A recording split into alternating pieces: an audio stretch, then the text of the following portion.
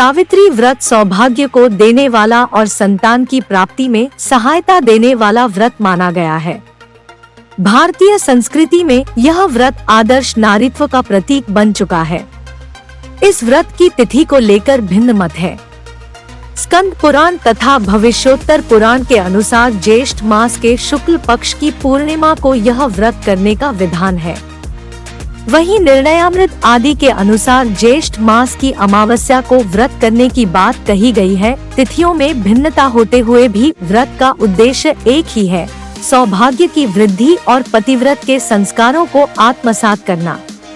कई व्रत विशेषज्ञ यह व्रत ज्येष्ठ मास की त्रयोदशी से अमावस्या तक 3 दिनों तक करने में भरोसा रखते हैं। इसी तरह शुक्ल पक्ष की त्रयोदशी से पूर्णिमा तक भी यह व्रत किया जाता है। विष्णु उपासक इस व्रत को पूर्णिमा को करना ज्यादा हितकर मानते हैं। वट सावित्री व्रत में वट और सावित्री दोनों का विशिष्ट महत्व माना गया है। पीपल की तरह वट या बरगद के पेड़ का भी विशेष महत्व है। पाराशर मुनि के अनुसार वट मूले तोपवासा ऐसा कहा गया है। पुराणों में यह स्पष्ट किया गया है कि वट में ब्रह्मा, विष्णु व महेश तीनों का वास है। इसके नीचे बैठकर पूजन, व्रत कथा आदि सुनने से मनोकामना पूरी होती है। वट वृक्ष अपनी विशालता के लिए भी प्रसिद्ध है।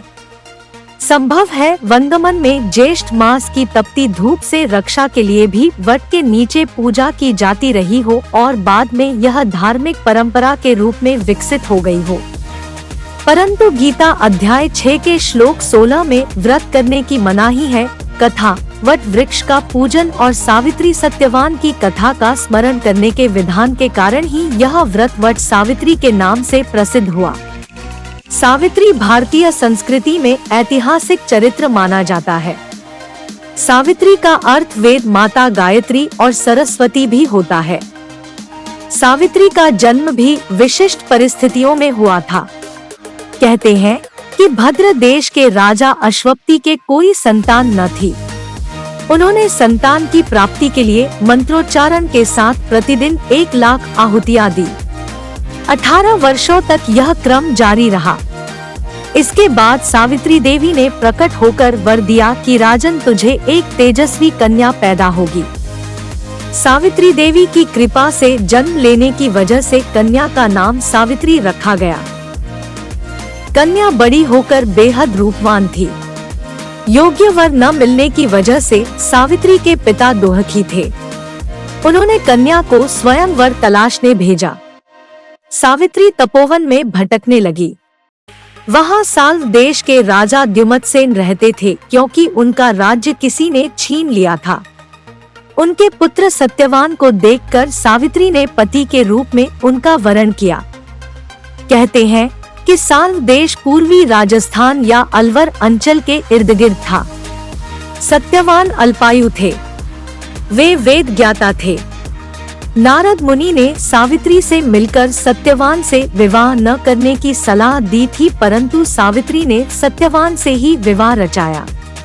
पति की मृत्यु की तिथि में जब कुछ ही दिन शेष रह गए तब सावित्री ने घोर तपस्या की थी, जिसका फल उन्हें बाद में मिला था। पूजा की विधि, पुराण, व्रत व साहित्य में सावित्री की अविस्मरणीय साधना की गई है।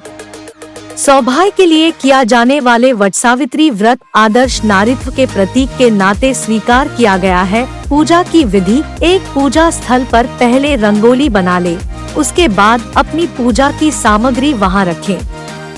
2 अपने पूजा स्थल पर एक चौकी पर लाल रंग का कपड़ा बिछाकर उस पर लक्ष्मी नारायण और शिव पार्वती की प्रतिमा या मूर्ति स्थापित करें। 3 पूजा स्थल पर तुलसी का पौधा रखें। 4 सबसे पहले गणेश जी और माता गौरी की पूजा करें।